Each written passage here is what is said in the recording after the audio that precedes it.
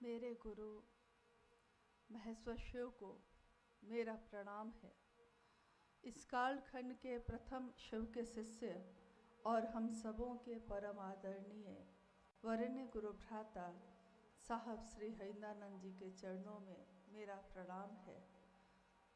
शक्ति स्वरूपा माँ नीलमानंद जी के चरणों में मेरा प्रणाम है और रेणुकूट के इस स्थान पे सोनभद्र जिले से आए विभिन्न जगहों के आप सभी गुरु भाई गुरु बहन सभी के चरणों में मेरा प्रणाम है।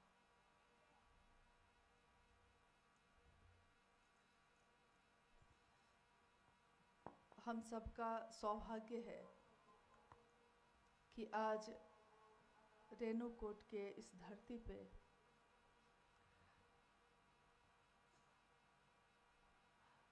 धरती नहीं कह के हम लोग कह सकते हैं कि इस पहाड़ पे हम सब यहाँ उपस्थित हुए हैं अपने गुरु शिव के बात के लिए।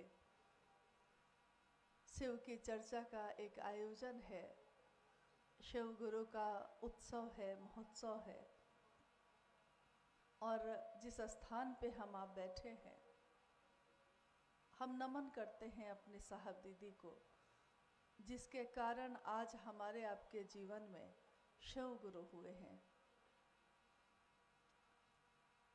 शिव की शिष्यता की परंपरा हजारों वर्षों से चली आ रही है, लेकिन अनजाने कारण, क्या कारण हुए पता नहीं, अनजाने कारण ऐसे रहे कि शिव के शिष्य और प्रशिष्य दोनों आए धरती पे, लेकिन उन्होंने आम लोगों को, सामान्य लोगों को ये नहीं बताया कि शिव आपके भी गुरु हो सकते हैं। शायद शिव ने ये काम शिव के शिष्य हरिंदानंद जी के नाम ही लिखा था, इसलिए इस कालखंड में उन्हीं के द्वारा हुआ। हमारा देश है भारत और हम सभी इस देश में रहते हैं। कोई इस राज्य से उस राज्य जाता है, कोई उस राज्य से इस राज्य आता है, कोई जीवन को चलाने के लिए, परिवार को चलाने के लिए काम की खोज में जाता है। काम मिल जाता है तो उसके साथ साथ अपने गुरु के नाम का बिया भी छींट देता है और मौसम अनुकूल होता है, एक दिन वो बिया, वो बीज अंकुरित होता है, पल्लवित पुष्पित होता है, वहाँ के लोगों के जीवन में सुगंध फैलती है शिव शिष्यता की।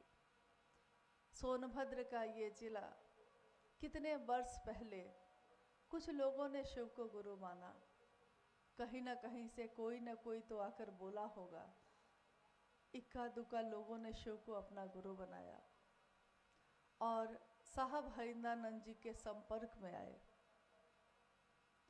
अभी जब ये गुरु भाई यहाँ के ये भजन गा रहे थे तो इतनी ज़्यादा स्मृति साहब और दीदी की आई कि अगर कहने बैठूं तो अंत न हो। आपके जीवन में भी ऐसा होगा, आप अगर कहने बैठिएगा तो उसका अंत नहीं होगा कि ये सच्चाई है कि इस धरती पे आकर जितने भी रिश्ते मिले हैं, उन सभी रिश्तों में हम लोगों ने अपने प्राण दिए, प्यार दिया, रिश्ता बनाया, लेकिन साहब ने हम सभी शिव शिष्यों को जितना चाहा है उतना कभी भी किसी रिश्ते ने नहीं चाहा।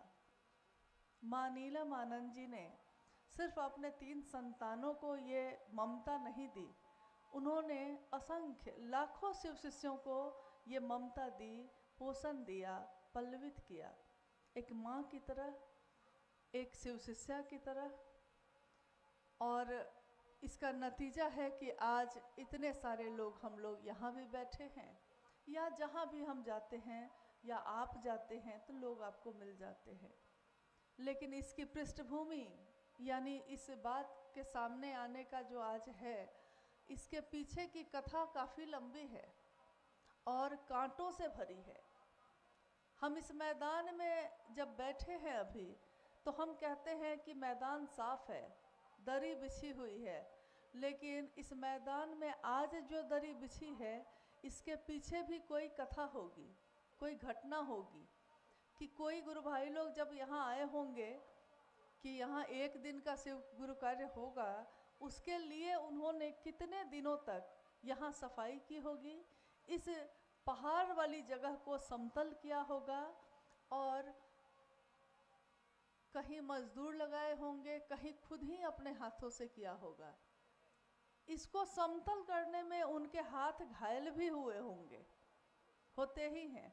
जब हम कुदाल उठाते हैं, जब हम बराबर करते हैं ज़मीन को, तो हमारे हाथ घायल हो जाते हैं, थक जाते हैं।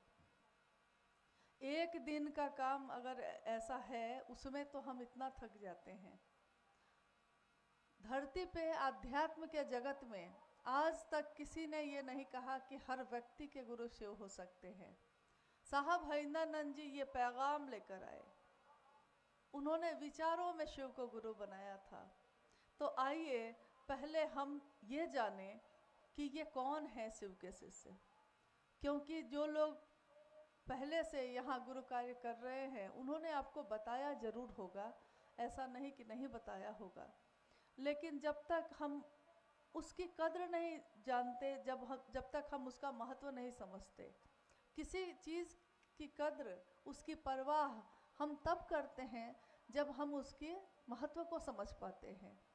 क्योंकि हमारे पास पानी बहुत है तो हम पानी का महत्व नहीं देते, लेकिन अगर कोई रेगिस्तान में भटक गया हो, कोई मरुस्थल में भटक गया हो और कहीं पानी की एक बूंद नहीं है, एक साद्वल भूमि यानी रेगिस्तान में कहीं कहीं बहुत दूर में कहीं कहीं अचानक, पता नहीं उस ईश्वर की क्या दया है कि अचानक बीच में कहीं कोई एक टापूनुमा जगह होती है और वहाँ पे हरियाली भी होती है, पानी भी होता है, उसको कहते हैं साद्वल भूमि। अचानक मरुस्थल में भटकते किसी इंसान को साद्वल भूमि दिख जाती है, यानी एक ऐसी जगह जहाँ हरियाली भी है, पानी भी है। उस प्यासे के जीवन में उस पानी का क्या महत्व है, जब तक हम मरुस्थल में भटकेंगे नहीं, हमको बोधात्मक ज्ञान नहीं हो सकता। जब तक हमारे हाथ आग से जलते नहीं हैं, हमको पता नहीं चलता कि आग से जलना क्या होता है।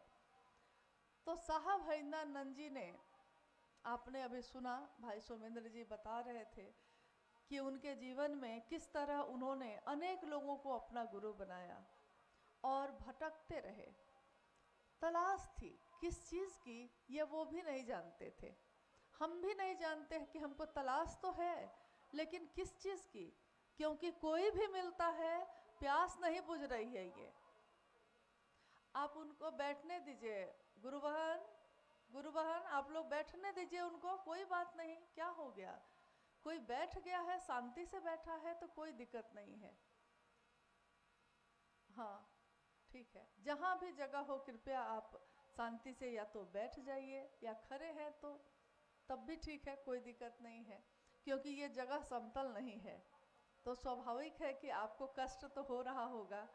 हम लोग का मंच भी ऐसे बना हुआ है, लग रहा है कि हवाई जहाज यहाँ से सीधे ऊपर उड़ने वाला है, उधर से चलेगा और इधर उड़ जाएगा। महादेव की दया हो, किसी उत्सिष्टता का हवाई जहाज यहाँ से ऐसा उड़े कि पूरे ब्रह्मांड में वो घुस जाए।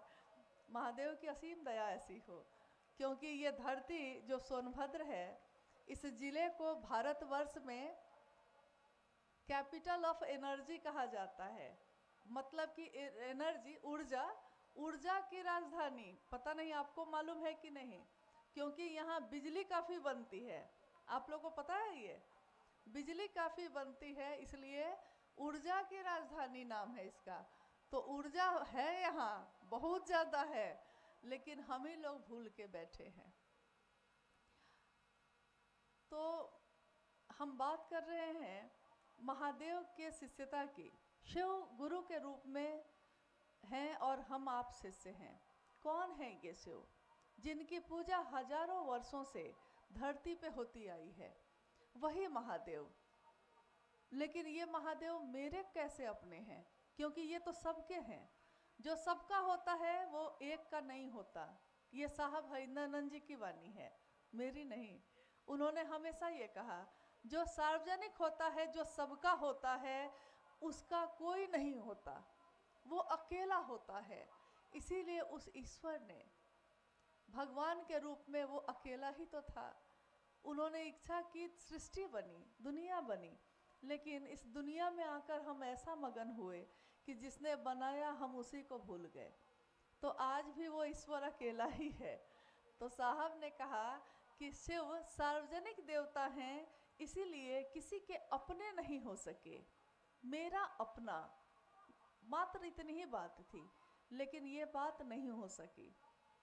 अब है कि ये हुआ कैसे, क्योंकि आज तक तो हमारे मन को अभ्यास नहीं था कि ऐसा हो जाता, लेकिन ये हुआ। सन 1974 में शिव के शिष्य हरिंद्रानंद जी ने, वो बैठे हैं, अर्धरात्रि का समय है, 2 बज रहे हैं रात के। उन्होंने ही सुनाया था, उन्हीं के मुख से सुना था, वही वाकया याद है। 2 लगभग बज रहे हैं और शमशान का सन्नाटा है।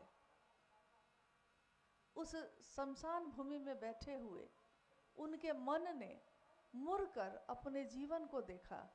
उन्होंने देखा कि पिछले 14 वर्षों से मैं अनेक गुरुओं की खोज में चल रहा हूँ, लेकिन कहीं मेरे मन को ठौर नहीं मिला, कहीं मैं रुक नहीं पाया। क्या होगा मेरे जीवन का, क्योंकि वो गुरु नहीं मिला जिसकी मुझको तलाश थी। अब मैं क्या करूं? मेरे जीवन के पिछले 14 वर्ष बीत चुके हैं। और उसी समय जब किसी का मन हारता है, कहते हैं हारे को हरि नाम, जो हारता है तब हरि मिलते हैं।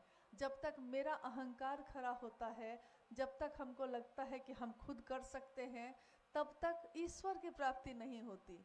लेकिन जिस दिन हमारा मन हार जाता है, तो वो शिव कैसे भी मिल जाते हैं। उसी के नाथ हो लिए जो उनके साथ हो लिया।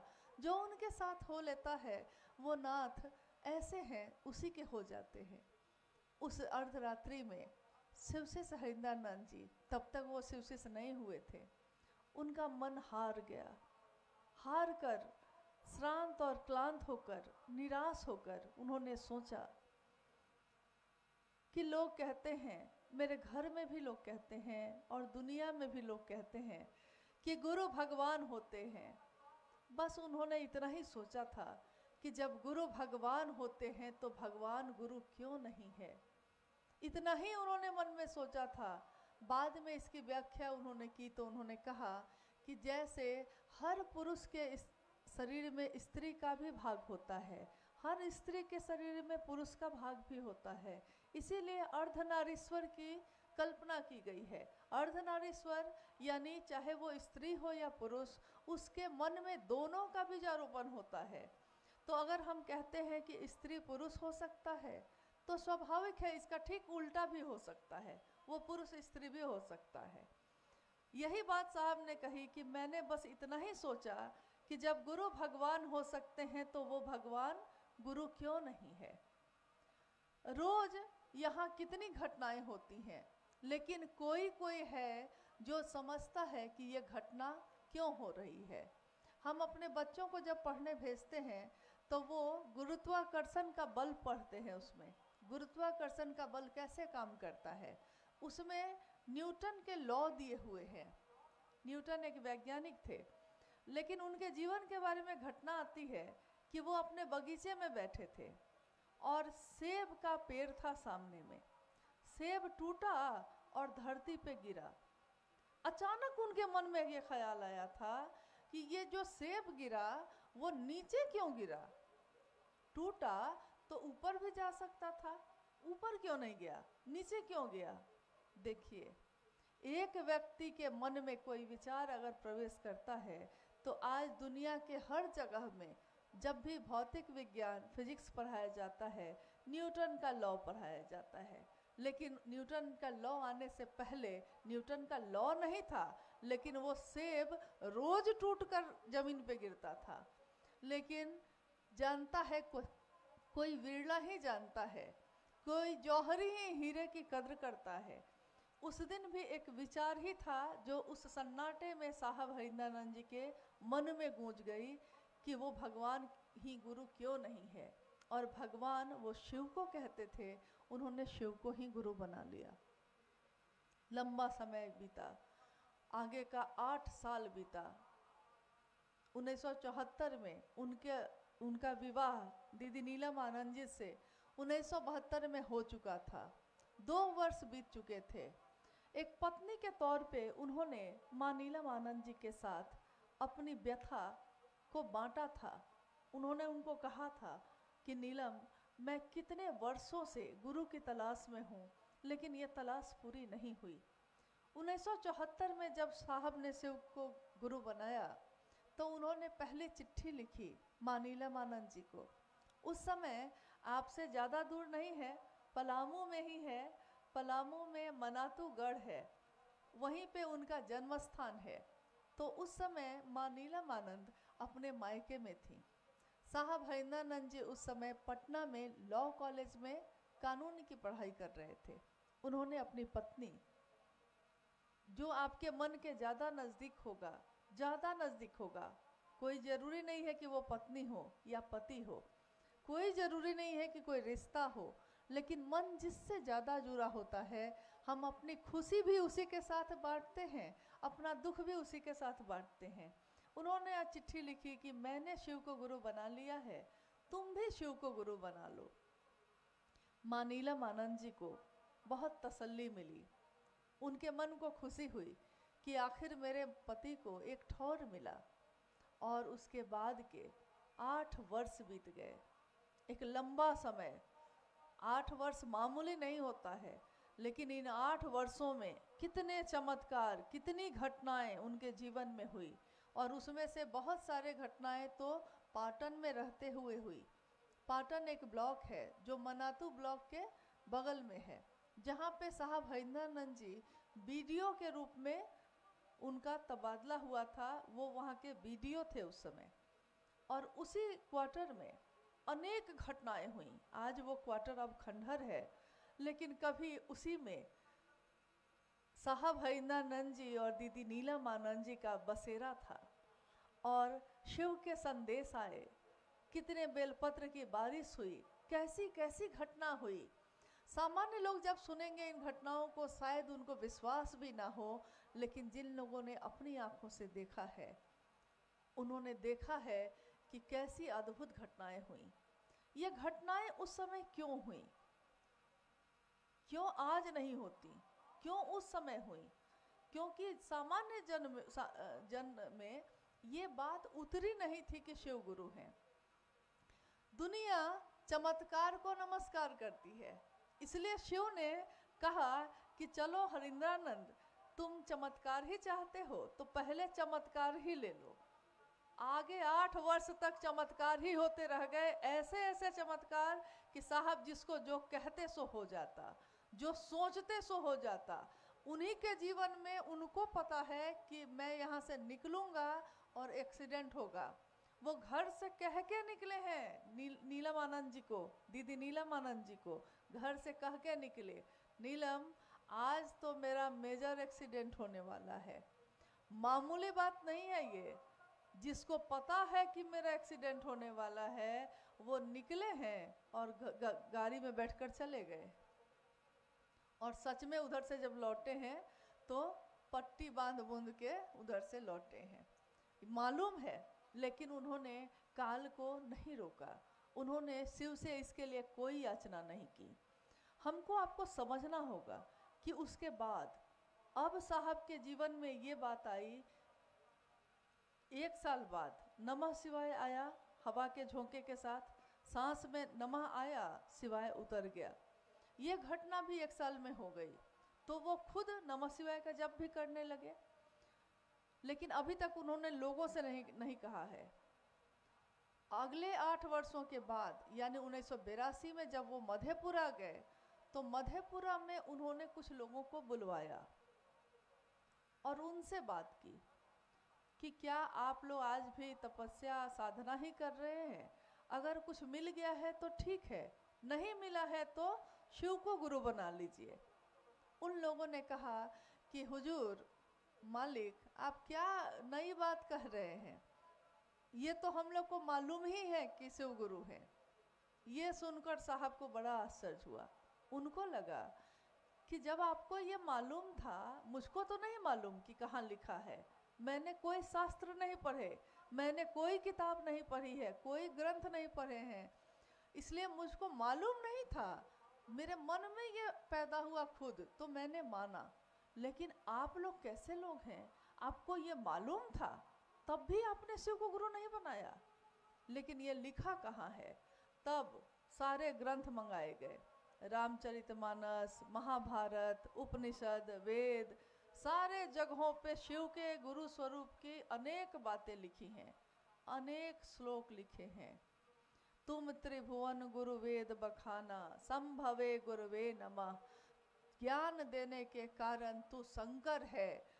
सारे लोग जगत को संभालने का काम करेंगे और शिव क्या करेंगे, जगत को ज्ञान देने का काम करेंगे। ये सारी चीजें लिखी हैं उसमें, लेकिन अनजाने कारण से किसी ने नहीं माना।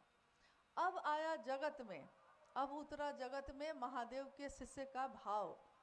तो उन्होंने लोगों से कहा कि मैंने शिव को गुरु बनाया है, आप भी बनाइए। लोगों ने उनकी बात पे विश्वास किया और शिव को गुरु बना लिया। लेकिन ये कौन लोग थे? ये वो लोग थे जो शुरुआती दिनों में जिनका मन लौकिक दुखों में डूबा हुआ था। लौकिक दुख क्या होते हैं? लौकिक दुख ये होता है कि मैं गरीब हूँ, मुझको संपत्ति नहीं है, या मुझको संतान नहीं है, या नौकरी नहीं हो रही है, या शरीर में कोई व्याधि है, किसी को कैंसर हो गया है, किसी को किडनी खराब है, किसी को शुगर की बीमारी है, किसी को कुछ, किसी को कुछ। लौकिक दुख और क्या होते हैं? जो जगत में रहने पे दुख देता है, वो सारी चीजें लौकिक दुख हैं। अब साहब को बात उतारनी थी महादेव की, शिव की शिष्यता का विस्तार करना था। उन्होंने अपने गुरु शिव की दया से जो जिसने मांगा उसको वो दिया। सही कहा गया है कि शिव का शिष्य अगर चाहे तो क्या नहीं दे सकता है, क्योंकि ये अल्प से अनंत की यात्रा है। एकदम क्षमता नहीं है, लेकिन अनंत क्षमता की यात्रा है। छोटी सी ताकत है, लेकिन असीमित ताकत तक की यात्रा है ये। हम आज कुछ नहीं है, लेकिन अगर शिव से मेरा सानिध्य हो जाए तो आपकी वाणी में भी उतना ही गहरा प्रभाव है। लेकिन यहाँ तक कि उन्होंने कहा कि एक बार एक घटना उन्होंने बताई, पटना में थे उस समय वो। उन्होंने कहा कि मैं ईमानदार अफसर था, एक डिप्टी कलेक्टर, दुनिया में निकलिएगा देखने तो डिप्टी कलेक्टर का रुतबा होता है, बहुत सारी सुविधा, ड्राइवर, गार्ड, पुलिस, सब कुछ होता है, रसोईया, चपरासी, सब होता है। लेकिन अगर वो ईमानदारी से काम कर रहा हो तो बस उसको तनख्वाह मिलती है। और तनख्वाह मिलती थी तो साहब के जीवन में, परिवार में ये स्थिति थी उस समय कि 15 से 20 तारीख होते होते पैसे ख़त्म हो जाते थे। और माँ नीलमानंद कहती थी कि घी का दिया जलाने के लिए घी नहीं है। साहब कहते कि क्यों, शिव क्या घी के दिया से खुश होते हैं? अगरबत्ती जला लो। माँ कहती अगरबत्ती के लिए भी पैसा नहीं है। साहब कहते तो ऐसे ही हाथ जोड़ के प्रणाम कर लो।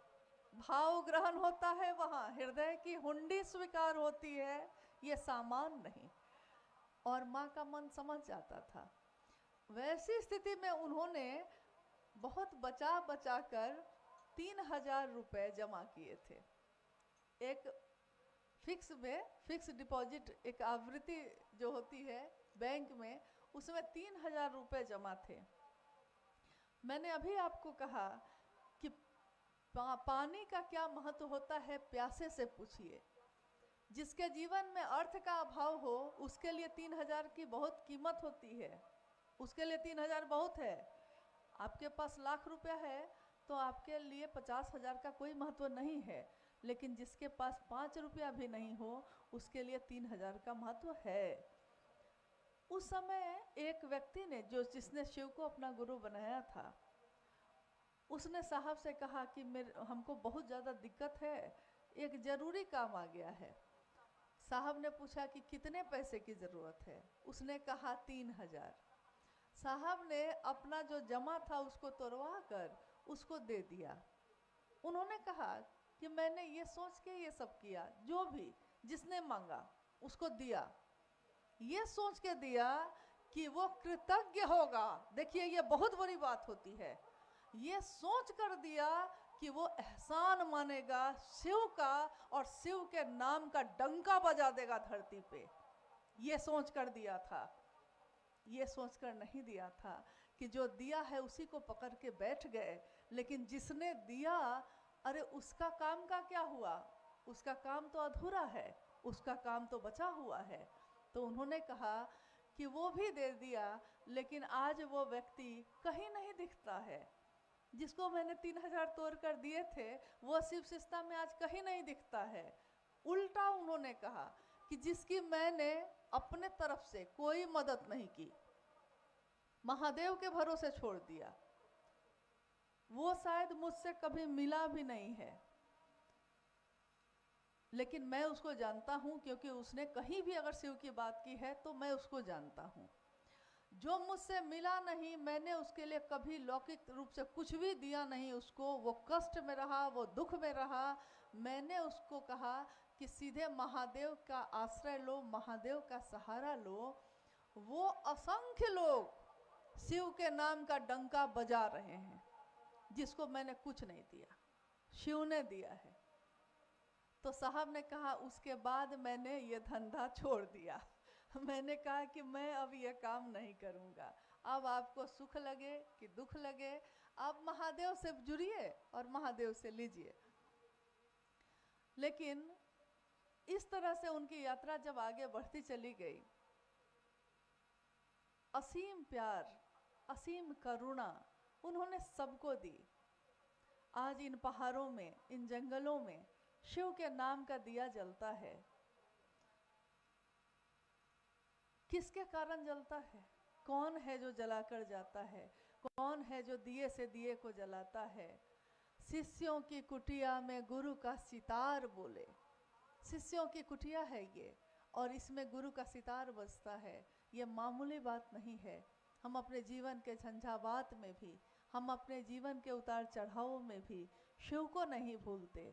आज तक के इतिहास में, हजारों वर्ष का इतिहास है हमारा भारत, इसका प्राचीन जब समय रहा है, हमारे पूर्वज बताते थे या हमने किताबों में पढ़ा है कि उस समय गुरुकुल हुआ करते थे। और आप जब पढ़िएगा या देखिएगा तो आपको लगेगा कि उस समय गुरुकुल में आश्रम नुमा व्यवस्था होती थी, और राजा का बेटा भी उसी तरह से आता था, गरीब से गरीब आदमी का बेटा भी उसी तरह से आता था। दोनों समान रूप से शिक्षा प्राप्त करते थे। शिक्षा दीक्षा, हम कहते हैं शिक्षा और दीक्षा लीजिए भाई। प्राचीन समय की जो पद्धति थी हमारे देश में, वो सबसे ज़्यादा शिक्षा दी जाती थी आध्यात्म की। तभी वेद लिखे गए, तभी उपनिषद और ग्रंथ लिखे गए, और सांसारिक यानी व्यापारिक काम करने की शिक्षा बहुत कम दी जाती थी। क्यों? क्योंकि उस समय तक स्थिति ये थी कि थोड़ा सा में ही हम अपना जीवन चला सकते हैं, न्यूनतम व्यवस्था में भी सुखी रहा जा सकता है। छोटे छोटे घर हैं, तालाब और नदी है, हम उसी से पानी पी के अपनी प्यास बुझा सकते हैं। जाना है सवारी से तो थोड़ी दूर खुद ही पैदल जा सकते हैं। लेकिन जैसे जैसे समय बीता, अब आप देखिएगा कि अभी के समय में ज़्यादातर शिक्षा का केंद्र जो भी है उसमें आध्यात्म के बारे में कुछ नहीं बताया जाता। व्यावसायिक पढ़ाई की जाती है, मैथ पढ़ाया जाएगा, हिस्ट्री, इतिहास पढ़ाने के लिए पढ़ाया जाता है, लेकिन वो भी इसलिए पढ़ाया जाता है ताकि आप प्रोफेसर बन सकिए। मैथ पढ़ाया जाता है कि इंजीनियर बन सकिए, यानी आप एक इंसान बन सकिए। इसकी पढ़ाई भी अब शिक्षा केंद्रों में नहीं है। लेकिन भारत भूमि इसी बात के लिए जानी गई है कि यहाँ से पूरे विश्व को ये संदेश गया है कि आध्यात्म की धरती मानी गई है। ये संदेश गया है शांति का, संदेश गया है प्रेम का, और आज भी ये भूमि अनवरत यही काम कर रही है। शिव के शिष्य हरिंद्रानंद साहब ने इस धरती पे शिव का पैगाम दिया, और इस पैगाम ने हमारे मन की सारी संकीर्णताओं को तिरोहित कर दिया। हम जो जातियों में बटे थे, हम जो धर्म में बटे हैं, हम जो अमीर गरीब में बटे थे, हम सब एक हो गए। शिव की शिष्यता यही करती है, हमारे बटे हुए मन को एक करती है, क्योंकि हमारे गुरु शिव एक हैं, हम सब भी वही हैं। जैसे आसमान में अलग अलग तारे हैं, लेकिन रोशनी उसकी एक ही है। बिखरे बिखरे तारे हैं हम, बिखरे बिखरे हैं, बिखरे बिखरे तारे हैं हम, लेकिन झिलमिल एक हैं। शिव के शिष्यता का भाव हमारे आपके सबके दिलों में एक है। हम अपने जीवन में चाहे जो दुख पाते हों, सुख पाते हों, लेकिन शिव के नाम का जब स्मरण करते हैं, शिव का नाम जब बोलते हैं, तो हमारा मन एक ही भाव से भर जाता है। वो है शिष्य का भाव, शिव के लिए भाव। कृतज्ञ है वो। हम कृतज्ञ होंगे अगर साहब और दीदी के, तो हम अपने जीवन में इस काम को सबसे ज़्यादा करेंगे। आइए, हम लोग कुछ जिज्ञासा है तो उस पर भी बात करने की कोशिश करते हैं। आप लोग कष्ट में तो बैठे हैं, कष्ट में इसलिए कि ज़मीन तो है, मतलब पहाड़ तो है, लेकिन कोई ऊंचाई पे बैठा है, कोई ढलान पे बैठा है, तो देखने में थोड़ी दिक्कत हो रही होगी। लेकिन महादेव का स्मरण कर लीजिए, साहब दीदी की याद कर लीजिए। कोई जिज्ञासा है? जिज्ञासा है। जिज्ञासा मन की स्थिति है। लिख के भेजा है गुरु भाई ने। साहब दीदी का साथ, महादेव गुरु की दया, मेरा मन अनुभूत करता रहता है, लेकिन फिर भी मेरे मन की प्यास नहीं बुझ रही है। कृपया दीदी उपाय बताया जाए। देखिए, जिज्ञासा नहीं, ये मन की अपनी बात है, अनुभूति है। और अनुभूति ये है कि शिव की दया का एहसास हम करते हैं, साहब दीदी की उपस्थिति का एहसास भी हम करते हैं, उनके प्रेम का भी, लेकिन मन की प्यास नहीं बुझती। और प्रेम का ये गुण है, जितना मिलेगा प्यास उतनी ही बढ़ती है। जिससे हम प्रेम करते हैं वो कहता है कि मैं तुमको बहुत प्रेम करता हूँ। अगर कह रहा है वो, तो हम उसको कहते हैं और कहो, एक बार और कहो। फिर कहता है आई लव यू, लेकिन हम कहते हैं कि नहीं और कहो। फिर अगले दिन फिर कहते हैं कि कल जो तुमने कहा था फिर से कहो। एक बच्चा अपने माँ के पास जाता है दौड़ के, माँ कहती है आई लव यू, बेटा कहता है आई लव यू टू, मैं भी तुमको प्रेम करता हूँ। देखिए, ये प्रेम एक ऐसी आग है जो पैदा हो जाए, चाहे शिव के लिए हो जाए, साहब दीदी के लिए हो जाए, तो ये प्यास बुझती नहीं है, ये लौ और भड़कती है। और साहब ने यही कहा कि हंगामा खड़ा करना मेरा मकसद नहीं है, बहुत भीड़ हो जाए, बहुत हंगामा हो जाए, ये मेरा मकसद नहीं है। मेरी कोशिश है कि ये सूरत बदलनी चाहिए, चाहे मेरे दिल में जले, चाहे तेरे दिल में जले, लेकिन ये शिष्यता की आग जलनी चाहिए, सदैव जलती रहे ये आग। प्यास नहीं बुझना अच्छी निशानी है, मतलब प्रेम है, तभी ना नहीं बुझ रही है। और एक जिज्ञासा, भगवान शिव और गुरु शिव एक ही हैं या दोनों दो हैं? जिज्ञासा आपने सुनी है। भगवान शिव और गुरु शिव दोनों एक हैं या अलग हैं? हैं तो एक ही, क्योंकि शिव के ईश्वर के रूप में ही ये सारे रूप हैं। जैसे एक व्यक्ति के रूप में मेरे आपके भी अनेक रूप हैं, स्वरूप हम लोग का बहुत सारा है। एक इंसान पैदा होता है तो बच्चा है एक, लेकिन वो बच्चा जैसे ही पैदा होता है उसके अनेक रिश्ते हो जाते हैं।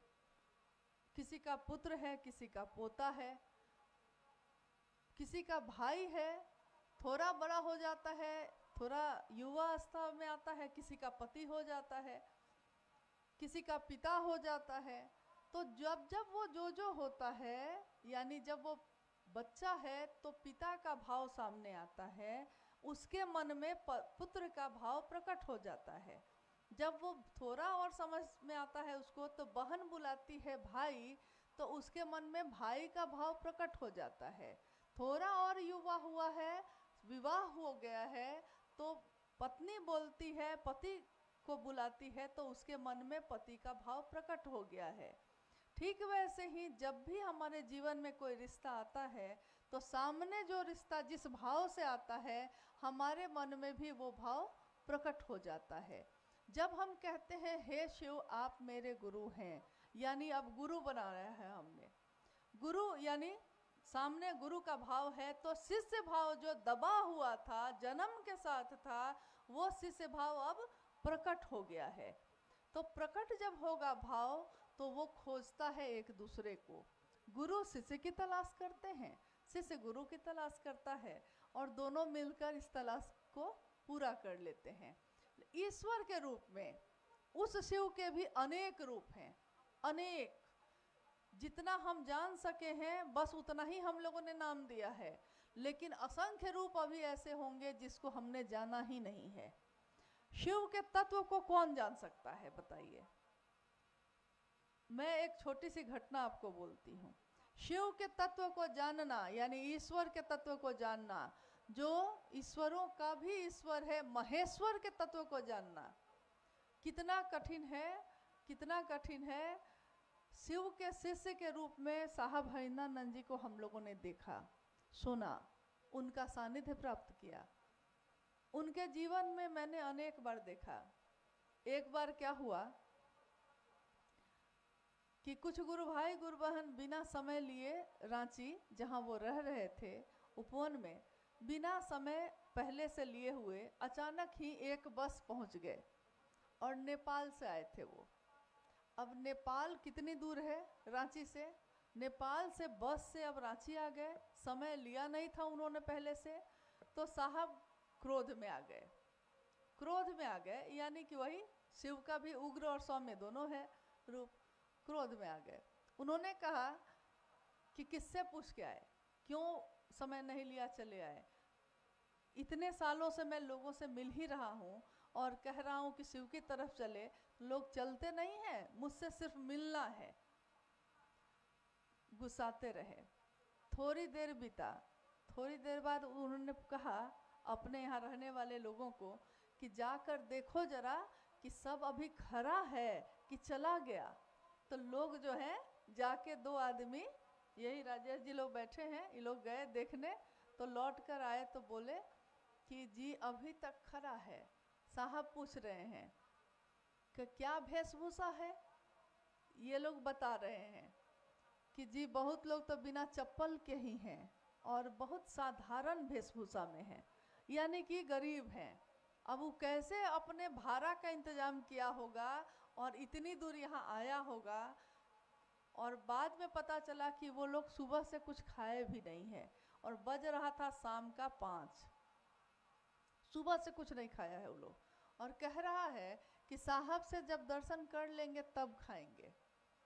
अब साहब थोड़ा सा और नरम हुए, उन्होंने कहा कि जाके कहो कि पहले कुछ खा के आ जाए। फिर लौट के आया, बोला कि नहीं मान रहे हैं, कह रहे हैं कि हम लोग बस खाली साहब को प्रणाम कर लेंगे ना तो जाके खा लेंगे।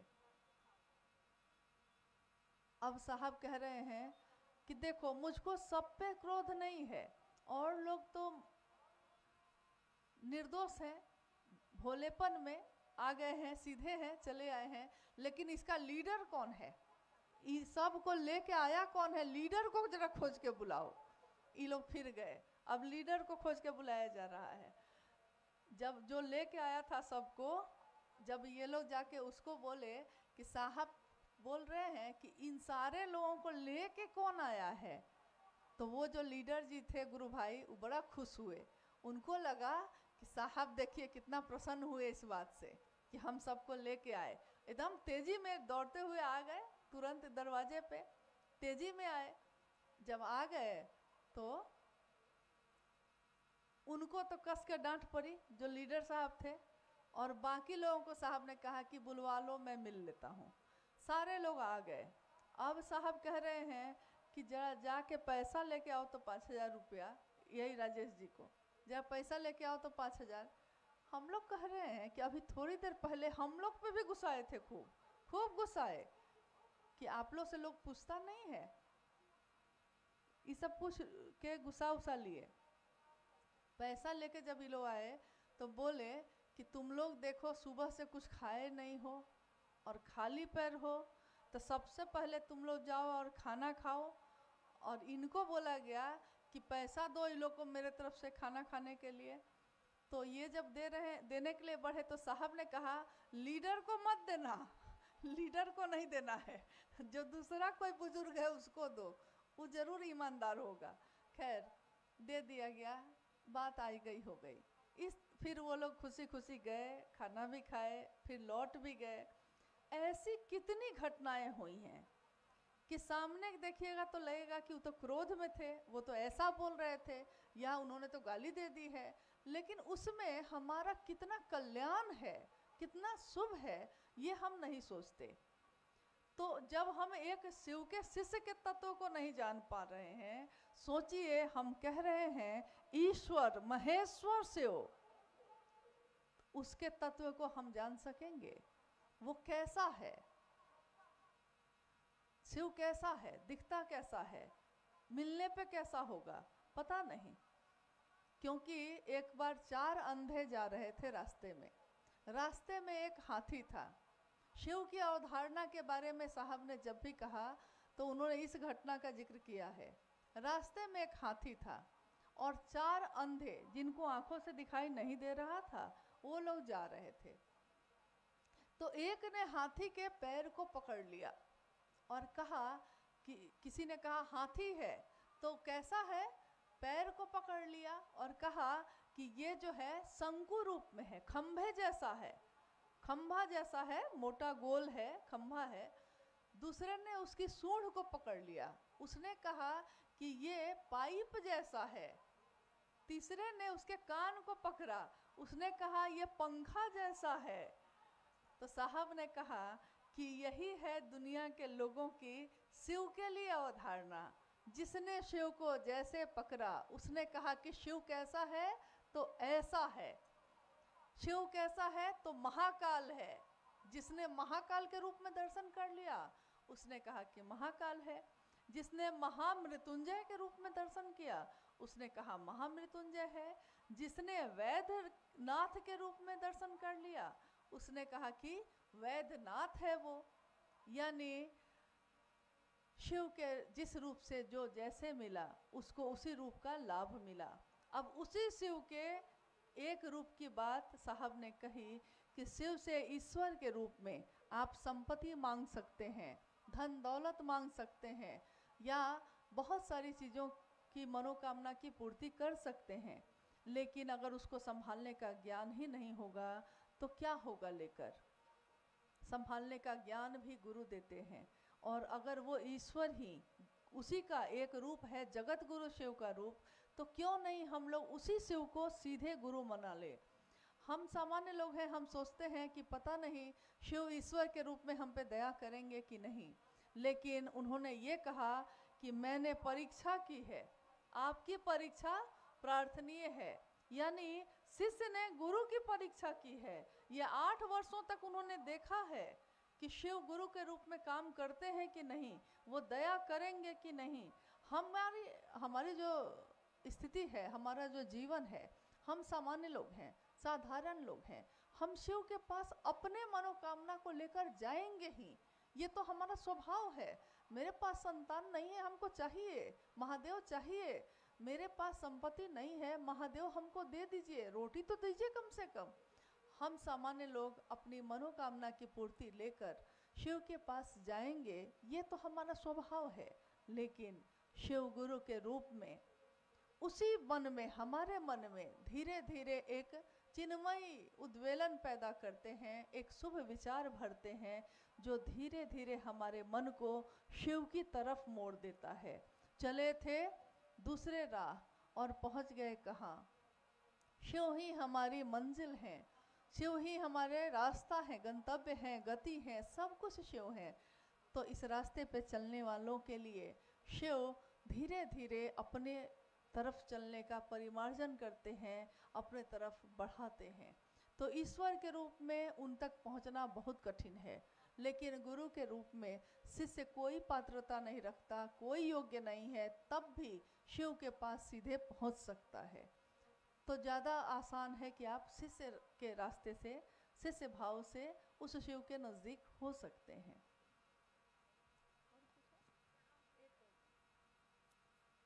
एक अंतिम जिज्ञासा,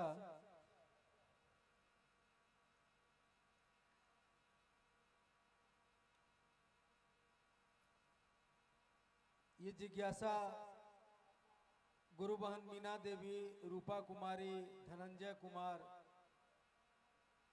सब लोग इस जिज्ञासा में शामिल हैं। नमः शिवाय से प्रणाम गुरु को 108 की गिनती से करते हैं, क्या एक दो बार अधिक हो जाएगा तो कोई दिक्कत है क्या? महादेव को और इसी के साथ एक जिज्ञासा इन लोगों का है कि बहुत लोगों को समझाते हैं, बहुत समझाते हैं, लेकिन फिर भी शिव को अपना गुरु नहीं बनाते हैं, क्या करें?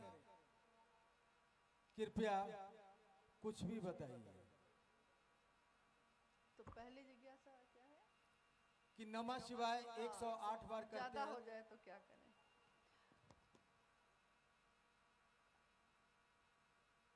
महादेव दया करते समय नहीं सोचते कि कितना करना है, लेकिन शिष्य नमन भी करता है तो गिन गिन के करता है। नहीं, अद्भुत सी बात है ये। अगर 108 बार से ज़्यादा कर लेंगे तो और अच्छा होगा कि खराब होगा? और अच्छा है। और 108 की माला जगत के लिए है, लौकिक कामनाओं की पूर्ति होती है उससे। लेकिन शिव के शिष्य, एक छोटी सी किताब है शिष्यानुभूति, साहब हरिंदरानंद जी के द्वारा लिखी गई है। उसमें उन्होंने लिखा है कि शिव के शिष्यों के लिए अजपा जप की विधि सर्वोत्तम विधि है, क्योंकि अजपा जप की विधि यानी सांस पे नमः का चढ़ाना और शिवाय का उतरना, ये विधि जो है ये सबसे कारगर है और इसकी गिनती आप कर नहीं सकिएगा। जन्म से जो सांस पैदा होते ही होती है, मौत के साथ ही सांसों की माला खत्म होती है। तो उसी सांसों पे क्यों नहीं हम शिव का नाम ले लें? श्वास श्वास पर नाम लें, वृथा श्वास ना खोएं, न जाने इस जीवन में फिर इस श्वास का आना हो कि ना हो, कोई नहीं जानता। अगली सांस आ रही है, जा रही है, और अगली सांस नहीं आए तब क्या होगा? इसलिए हर सांस पे शिव का नाम का सुमिरन हो जाए। इस जगत में रहते हुए एक इंसान के जीवन में इससे बड़ा सौभाग्य और कुछ भी नहीं हो सकता। अब है बात ये, क्या गिनती करें या ना करें? तो ज़रूर करिए, लेकिन 108 की माला जब होती है तो वो गिनी हुई होती है, तो अलग से आपको गिनती करने की ज़रूरत नहीं होती। उसमें एक सुमेरु बना होता है और वहाँ से जब आप जप करना शुरू करते हैं, और दोनों तरह के जप करने में विधि अलग अलग होती है। ये भी बहुत जगह पे थोड़ा सा लोगों को भ्रम की स्थिति है कि बहुत जगह पे लोग क्या करते हैं कि सांस पे भी नमः शिवाय चढ़ा लेते हैं और माला को भी एक एक दाना आगे करके फिर उसको करते हैं। लेकिन नमः शिवाय से शिव को प्रणाम करने की विधा, या अजपा जप, या रुद्राक्ष की माला पे शिव को नमन करना, रुद्राक्ष की माला पे जब हम नमन करते हैं उसका सांसों से कोई लेना देना नहीं होता, मंत्रानुक्रम से होता है वो। यानी एक बार नमः शिवाय मन में सोचा है, शिव को प्रणाम का भाव है, एक बार नमः शिवाय मन में सोचा है और एक दाना आगे फिर तुरंत दूसरा दाना जब आया है तो फिर मन में सोचते हैं नमः शिवाय, शिव को प्रणाम, मन में भाव शिव को प्रणाम करने का लेकर और तब करते हैं। और इस तरह पूरी 108 की माला जो गिनी हुई है तो वो हमको गिनना है नहीं, इस तरह से मंत्रानुक्रम से पूरा 108 बार हम नमन करते हैं। लेकिन ये प्रक्रिया है, ये प्रक्रिया मशीन न बन जाए, क्योंकि ये 108 बार आज जब हम गिनने लगेंगे तो मेरा पूरा ध्यान गिनती पे चला जाएगा, भाव जो प्रणाम का है वो गायब हो जाएगा। लेकिन वही शिव तो लौकिक कामनाएं पूरी हो जाएंगी, इसका भी रिजल्ट है, इसका भी परिणाम है। लेकिन लौकिक और पारलौकिक दोनों सिद्ध हो जाए, इसके लिए सर्वोत्तम विधि है अजपा जप, यानी सांसों पे नमक को चढ़ाना और शिवाय को उतारना। इसमें गिनती भी नहीं है, शुरू में थोड़ा अभ्यास करना पड़ता है, लेकिन एक दिन अनायास होने लगता है। कितनी बार आप रात में सोते समय नमः चढ़ाते हैं, शिवाय उतरता है और आपको नींद आ जाती है। सुबह जब आप उठिएगा तो आपको महसूस होगा कि ये नमः शिवाय जो सांस पे चढ़ा था वो अभी भी चल रहा है। तो तीनों सूत्र जो हैं जिसके बारे में हम लोग अभी बात कर रहे थे, शिव से मन ही मन दया की याचना करना, शिव की चर्चा दूसरों से करना, दूसरा सूत्र, यानी स्वयं मेरा मन भी शिव भाव से भर जाए और जो सुनता है उसका मन भी शिव भाव से भर जाए, इस निमित्त ये करना, तब तो ठीक है।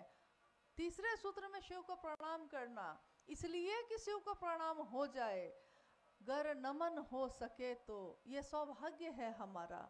अगर उस महादेव को नमन हो जाए तो ये हमारा आपका सौभाग्य होता है। एक नमन हो जाए तो न जाने कितने जन्म के कष्ट खत्म हो जाएं। लेकिन महादेव को नमन ही तो नहीं होता, क्योंकि सब कुछ है, भाव नहीं है। दया की याचना कर रहे हैं लेकिन लौकिक कामनाओं के लिए, शिव के लिए नहीं।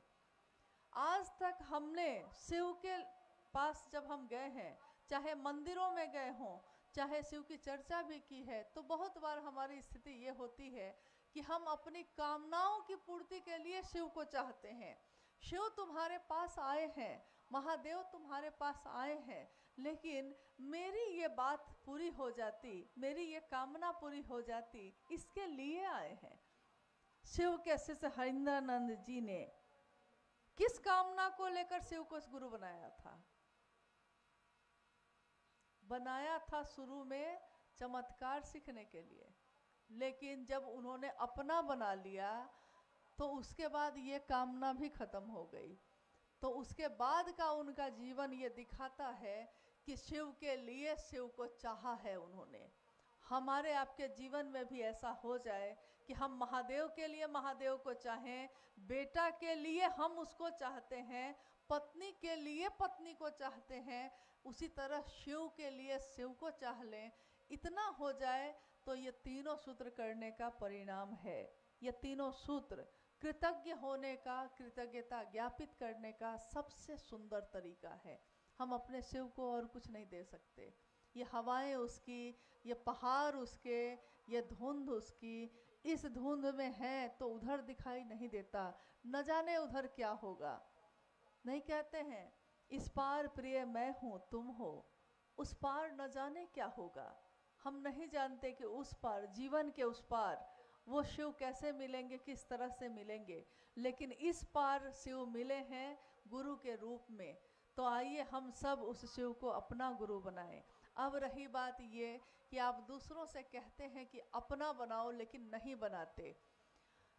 अपना बनाने का स्वभाव नहीं है हम लोगों का। तो शुरुआती दिनों में हम कहते हैं कि कम से कम ये 3 सूत्र करिएगा। पहला सूत्र भी कम से कम करिए, दया की याचना। दया की याचना मन को एक दिन समर्पित कर देती है। समर्पण की विधा है ये, भक्ति की अभिव्यक्ति है ये। और दूसरा सूत्र ये है ज्ञान की अनुपम विधा, यानी कि ज्ञान की अनुपम विधा कहा गया है, ध्यान की अनुपम विधा कहा गया है कि कोई ऐसा काम, कोई ऐसी चीज़ जो हम कहीं भी रहते हो लेकिन मेरे मन में वो चलती रहती है। पैसा रखा है मेरे पॉकेट में, पैसा नहीं बोलता है कि हम इतना रुपया इतना सिक्का है आपके पॉकेट में।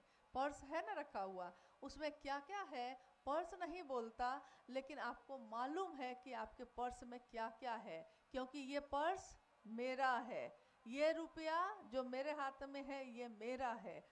तो शिव भी नहीं बोलते कि मुझको अपना बनाओगे कि नहीं। जिस दिन हमारा मन शिव को अपना समझेगा तो हम कहेंगे कि ये शिव मेरा है, मेरा है, तुम्हारा भी हो सकता है। ये बात आज तक के प्रेम की विधा में नहीं आई है। इससे पहले आपने कभी भी किसी से सुना होगा तो उसने यही कहा होगा कि जैसे एक फिल्म आई थी, उस फिल्म में एक गीत बज रहा है, पत्नी गा रही है, वो गा रही है कि मेरा भला है बुरा है जैसा भी है, मेरा पति तो मेरा देवता है। मतलब लेकिन वो मेरा है, यानी हम जिसको अपना समझते हैं उसके बारे में कहते हैं ये मेरा है। आप देखिएगा ज़्यादातर घरों में जब बेटा बड़ा हो जाता है तब तक माँ उसको बड़ा प्रेम करती है, लेकिन जब बेटे का विवाह होने लगता है तो माँ के दिल में घबराहट होने लगती है। ये बेटा आज तक सिर्फ मुझको खोजता था, मेरा था सिर्फ, अब क्या इसको बांटना पड़ेगा किसी और से। ये घबराहट जो है, यही घबराहट गुस्से के रूप में बदलने लगती है। फिर बेटे का विवाह होता है, अब स्वाभाविक है पत्नी आई है, नया नया प्रेम उमड़ रहा है तो वो समय देता है ज़्यादा। अब माँ के दिल में जो घबराहट थी कि मेरा जो बेटा मेरा था सिर्फ, ये बंट रहा है, तो ये वो बर्दाश्त नहीं कर पाती कि ये सारा गुस्सा उसको बहू पे और किसी कारण से नहीं होता है, ये जो मेरा था वो बट गया तुम्हारे साथ, ये सारा गुस्सा इस बात के लिए है। उसको अलग से उससे कोई दुश्मनी नहीं है। लेकिन आपने सोचा है कि सोचिए शिव के शिष्य की सत्ता, सोचिए शिव के शिष्य हरिंद्रानंद साहब की बात। उन्होंने कहा कि शिव मेरे गुरु हैं, लेकिन उन्होंने उतने ही खुले दिल से, उतनी ही खुशी से और उतने ही आह्लादित मन से कहा है कि ये ऐसा है, ऐसा सुंदर है, या ऐसा अच्छा है कि ये तुम्हारा भी हो सकता है। आज तक प्रेम में ऐसा नहीं हुआ, बांटा नहीं है प्रेम में किसी ने। वो पूरी तरह चाहता है कि मेरा हो सिर्फ, लेकिन उन्होंने शिव को भी बांट दिया। तीनों सूत्र जो उनके जीवन में घटित हुए उसको भी बांट दिया। तो हमारा जीवन, शिव शिष्य साहब हरिंद्रानंद जी के जीवन को जब हम देखते हैं तो हम ये महसूस करते हैं कि शिव का शिष्य जो होता है वो जगत के स्तर पे सोचता है, क्योंकि उसका गुरु जगत का गुरु है। उस पहाड़ पे ऊपर जाकर अगर नीचे कोई देखेगा तो उसको सारी चीज़ें छोटी छोटी दिखाई देंगी, लेकिन यहाँ से हम देख रहे हैं आपको, आप हमको देख रहे हैं, तो हम भी आपको दिखाई देते हैं, आप भी दिखाई देते हैं। ये जो पुष्प लगे हैं यहाँ वो भी दिखाई देते हैं, ये माइक भी दिखाई देता है।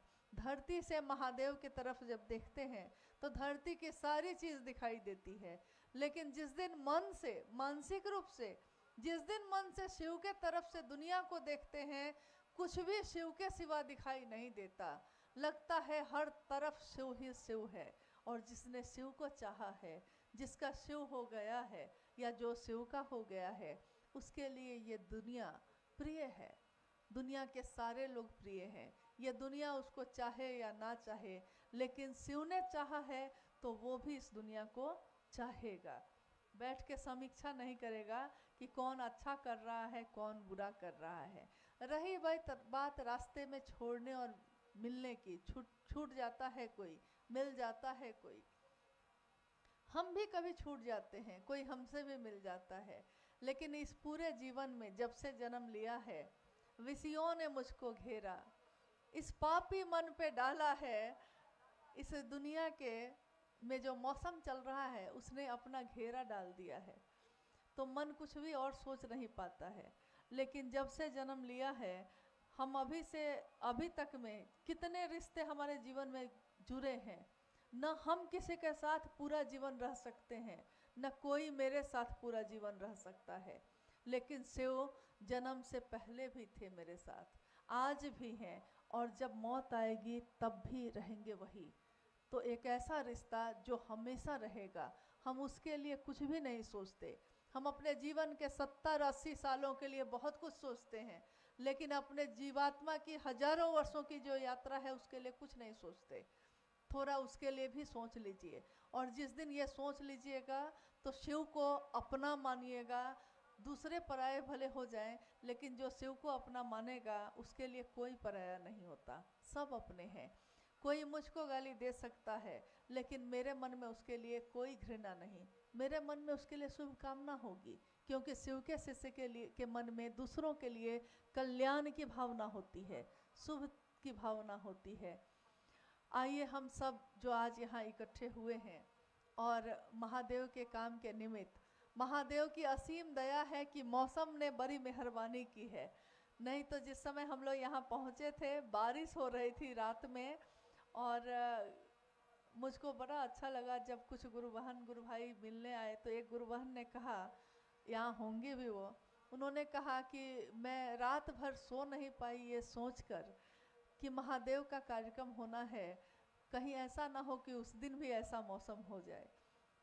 तो मैंने कहा चलिए, मुझको लग रहा था कि मैं ही सिर्फ जाग रही थी, आप भी जाग रहे हैं, क्योंकि मैंने देखा है साहब को, जिस समय ऐसा होता था तो वो इससे ज़्यादा चिंतित हो जाते थे इस बात के लिए कि कार्यक्रम हो या नहीं हो, लेकिन मेरे गुरु भाई गुरु बहन जो आएंगे उनको कष्ट नहीं होना चाहिए।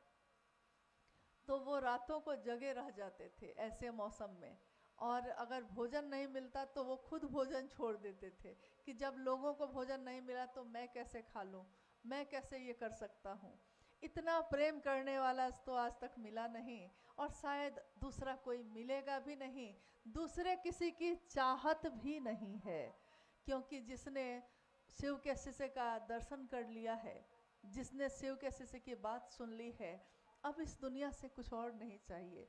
बस इतना ही संकल्प है, कोई प्यार करे ना करे, लेकिन शिव को ना भूले। साहब और दीदी की तपस्या जो इतने वर्षों तक हुई है, उन्होंने अपने जीवन का हर क्षण शिव को समर्पित किया है, ये व्यर्थ न चला जाए। हम भी इस दुनिया में नहीं होंगे, आप भी एक दिन ना होंगे। आने वाली पीढ़ी, आने वाले लोग शिव शिष्टता की मूल धारा को बढ़ाते रहें, शिव के नाम का दिया जलाते रहें, बस इतनी ही कामना है। और अपने साहब और दीदी से इसी की याचना है कि हम सभी शिव शिष्यों को वो सामर्थ्य दें जो कि वो देते ही हैं, और हम सबके जीवन को शिवमय बनाएं, सुखी बनाएं, कल्याण हो सबका। साहब और दीदी की ऐसी दया हो, महादेव की ऐसी दया हो। आप सभी के चरणों में मेरा प्रणाम।